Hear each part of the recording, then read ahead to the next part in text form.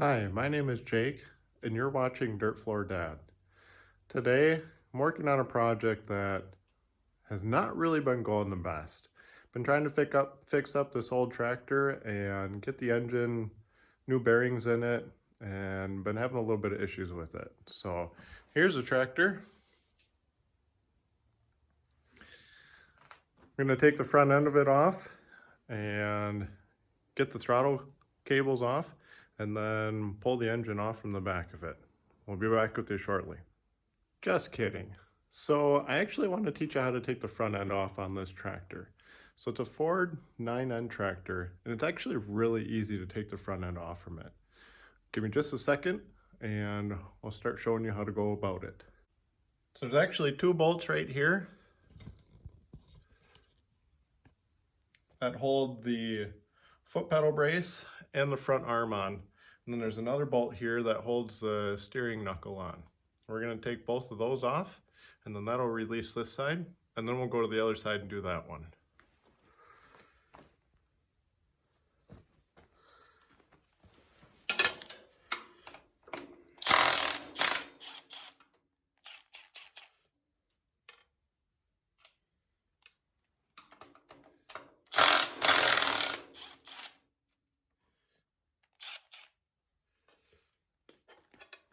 So this one you have to take off with a wrench.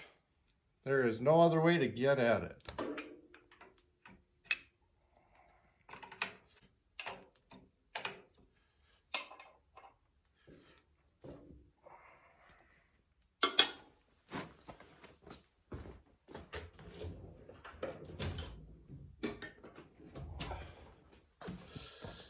Then I just take a little bar, press it against the case, and it should pop out.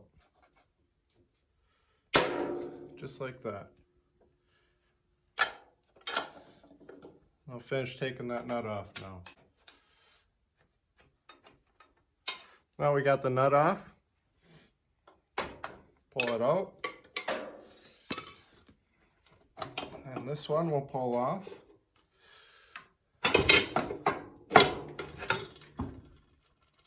And that releases this side.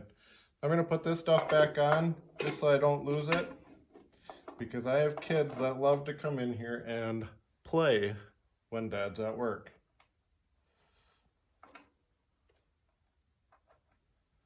Plus, then it helps me keep track of it as well.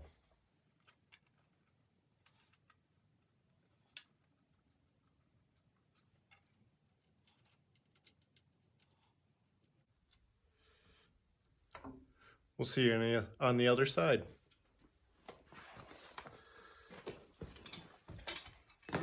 Here we are on the other side. We're going to do the same steps.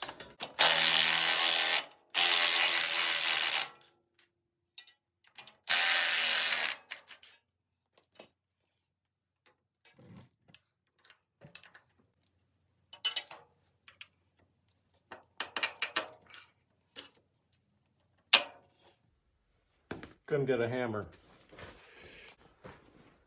Sometimes it needs a little extra vibration to break it loose. Just like that.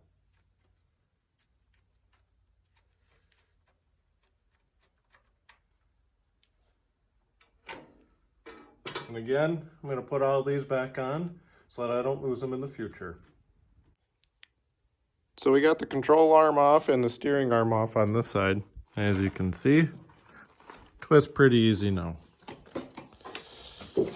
Now what we're going to do is come to the front, and we're going to take this bolt off on this side and one up there, and then the same two on this side. So this is actually the third time I've taken this apart. The whole reason it started is I broke my starter, and in order to take this tractor apart, to get the piece of the gear out of the transmission, the bell housing, you have to split the tractor in half, which we're getting to. So I did all of that, and while I was in there, I replaced bearings on the crankshaft and connecting rods. Put a new oil pump in and a new pickup tube and gears. And put it all back together. But I had no oil pressure. So I took it apart again and found a crack in the pickup tube, which is why I wouldn't keep oil pressure. After I got it all back together and fixed that, I'd been running it around for a little bit and everything was fine. But then all of a sudden it started knocking really loudly, and it sounds like it's coming from the engine again. So now I have to take it apart one more time to figure out what's going on. I'm really hoping that it's nothing serious, but I'm kind of leaning towards maybe something with the connecting rod not being okay. I still want to leave these nuts in here yet. I'm not quite ready for this front end to come off 100% because I gotta take the radiator hoses off yet too. We'll be on the other side in just a second.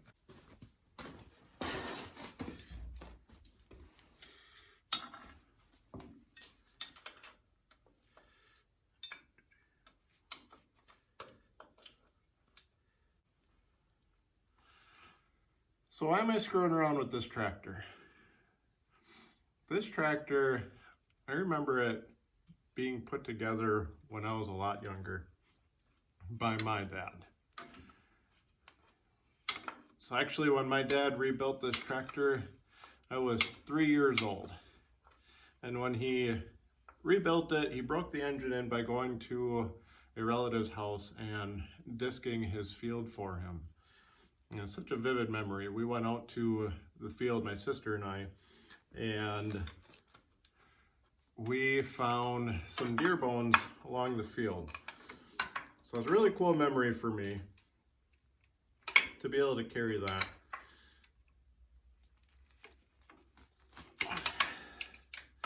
This tractor though has actually been in the family for 4 generations now. I'm the 4th person on my dad's side of the family to own this tractor, which is really cool to me. And on the other hand, I really just enjoy working on old things and fixing them up because it's just fun to me. Oh, just gotta take these lines off and we'll be able to pull the front end off from the tractor.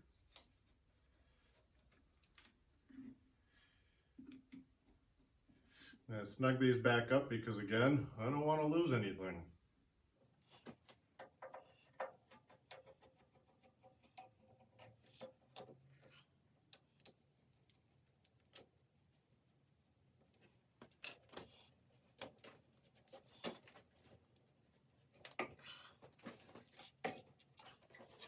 All right, we're ready to pull the front end off.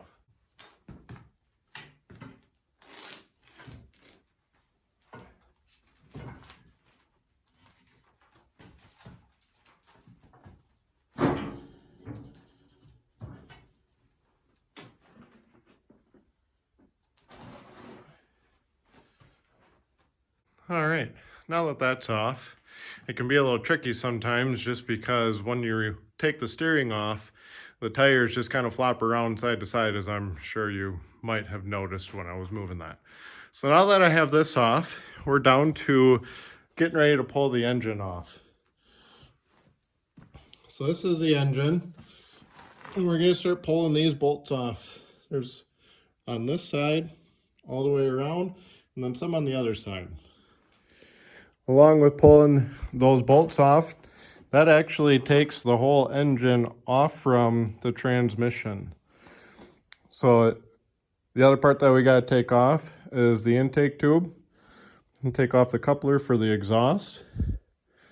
I have to take off the choke cable, which goes down in here. And then we're also going to take off the throttle cable, because that comes all the way across as well. And then we're actually going to get ready to put the engine hanger on. I guess I don't know what the name of it's actually called, but that way I can hang it from the ceiling and get it removed from the tractor.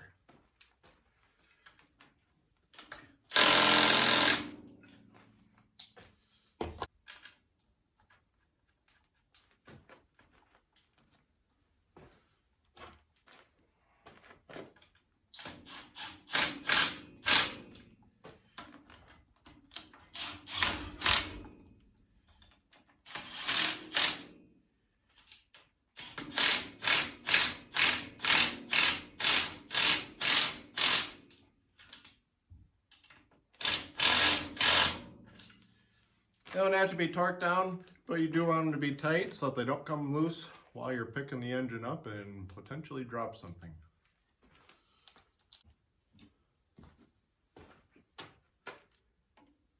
Remove the intake for the carburetor.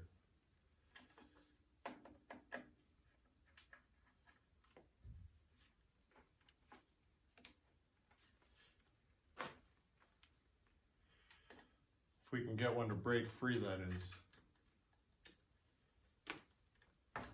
There we go.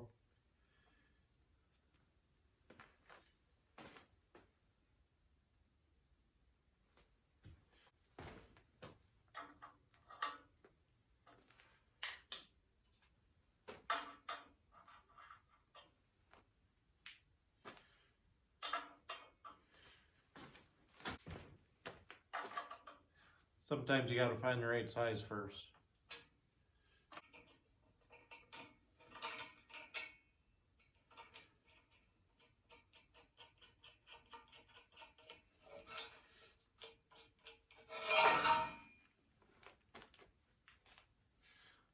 Now we just got one last bolt right here, holding it all back together.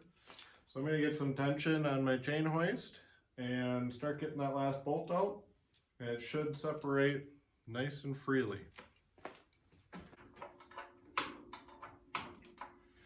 Hopefully this doesn't swing too hard.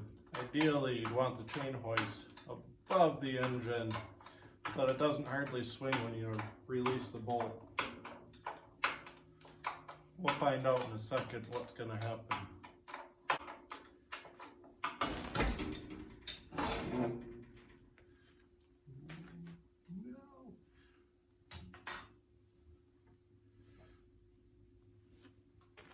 I forgot one.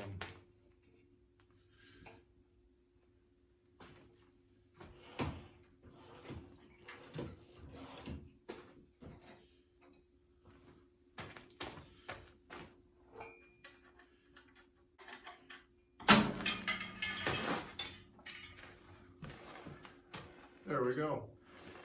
What I forgot here was the oil pressure gauge. Forgot to take that off.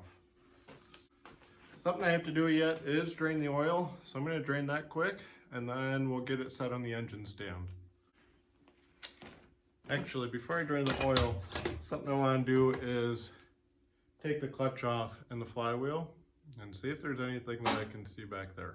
Probably won't be, but we're going to take this opportunity and check that out anyways.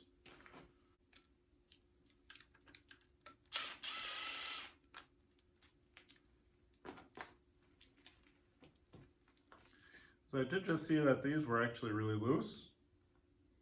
And don't know if that would be enough to cause my issue, but maybe it could be.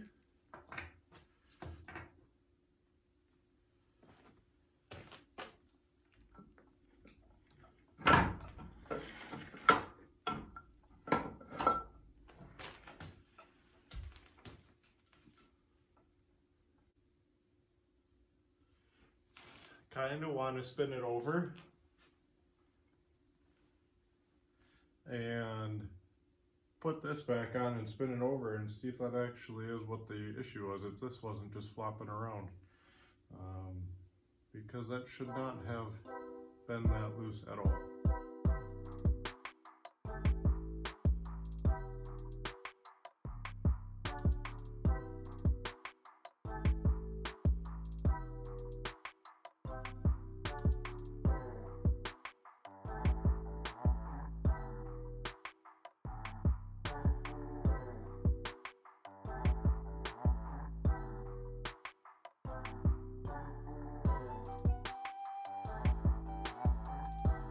Okay, so got the engine mated back up with the transmission. Got all of the spark plug wires on and everything else on. So I'm gonna see if I can't fire it up. Hard part with running this without the hood on is that the gas tank for this is actually in the hood. So hopefully there's enough gas in the carburetor to let it run for just a couple seconds and see if the loud noise banging around is gone.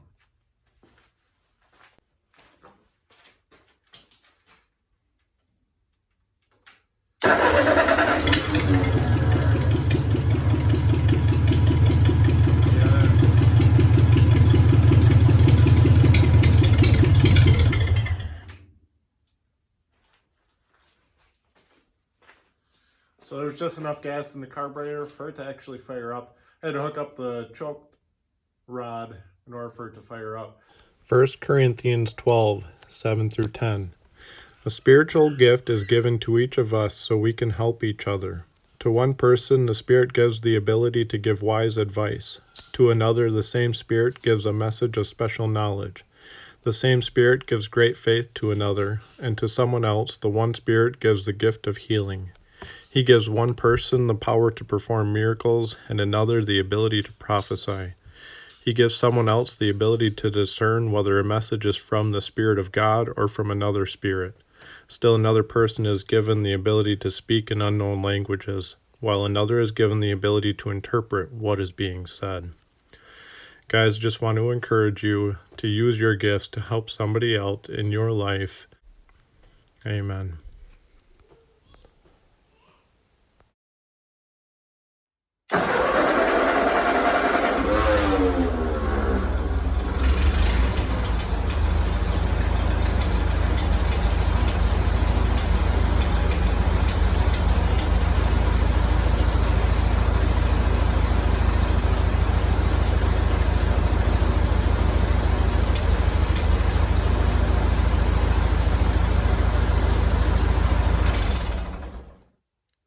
So after all of that, turns out that the flywheel was loose and rattling around.